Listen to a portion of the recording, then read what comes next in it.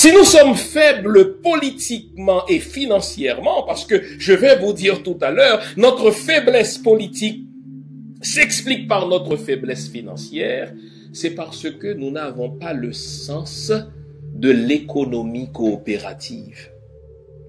Vous savez, c'est prouvé. $1 fait 11 fois le tour d'une communauté juive avant d'aller ailleurs. Le juif va acheter son pain chez un juif. Il va acheter sa viande cachère chez un juif. Il va consommer juif. S'il a une entreprise, les meilleures positions, les meilleurs postes, il va les offrir à ses compatriotes juifs. Nous sommes des noirs honteux. Nous avons des entreprises de noirs, mais il faut qu'on embauche des blancs. On dirait que c'est plus prestigieux si j'embauche des blancs. Pourquoi le juif n'a pas honte d'embaucher des juifs? Pourquoi l'italien n'a pas honte d'embaucher des italiens? Pourquoi le chinois n'a pas honte d'embaucher des chinois pour les postes importants? Pour les make jobs, bien sûr qu'il va faire appel aux noirs. Mais nous, les noirs, nous avons une entreprise, nous préférons engager les autres. Ou alors nous, les Noirs, comme consommateurs, nous préférons consommer chez les autres plutôt que de consommer chez les nôtres, en sorte que notre dollar reste seulement 3 heures, statistiquement parlant, dans nos communautés noires. Il fuit ailleurs. Donc, puisque nous n'avons pas d'argent, personne ne nous prend au sérieux politiquement. J'ai échangé dernièrement avec un auditeur de cette émission qui a une pharmacie dans l'un des quartiers les plus fréquentés par des Noirs, les plus fréquentés par des Haïtiens à Brooklyn. En face de lui se trouve une autre pharmacie, cette fois tenue par un Vietnamien.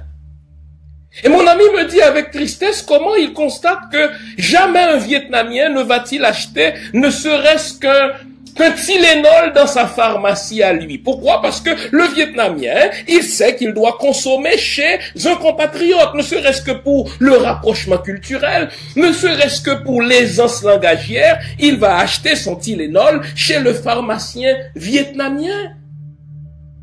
Mais notre compatriote haïtien qui tient une pharmacie dans un quartier fréquenté majoritairement par des Haïtiens, il me dit c'est avec tristesse de voir que les propres Haïtiens, ses propres compatriotes, vont acheter leurs médicaments à la pharmacie du Vietnamien.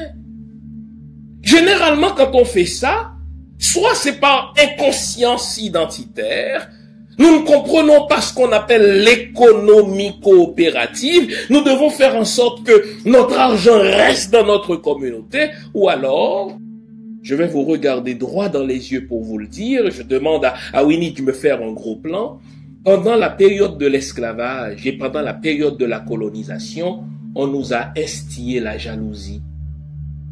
On nous a appris à détester ceux d'entre nous qui réussissent, en sorte que quand quelqu'un est en train de réussir, nous allons tout faire pour l'empêcher de réussir, car nous nous disons, si je vais acheter un médicament à sa pharmacie, je vais le rendre plus riche, plutôt que de le rendre plus riche lui, je préfère l'acheter mon médicament chez le Vietnamien. Mais ça, les amis, ça s'appelle de l'imbécilité.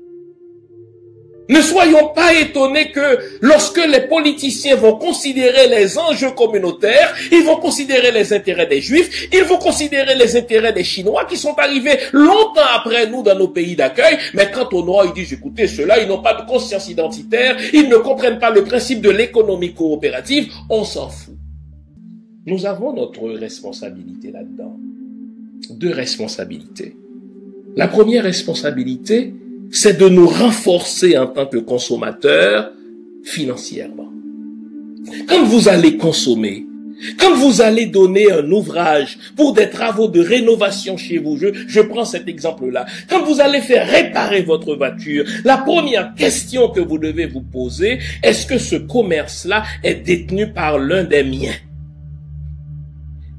Aussi longtemps que nous serons faibles financièrement, nous serons faibles politiquement. Ce sont 2 vases communicants. Quand vous êtes fort économiquement, vous pouvez influencer la politique et envoyer les candidats que vous voulez pour faire avancer vos causes. Mais aussi longtemps que nous perdons toute notion d'identité financière, au point que nous ne savons même pas ce que c'est que l'économie coopérative, nous serons toujours en tant que Noirs au bas de l'échelle.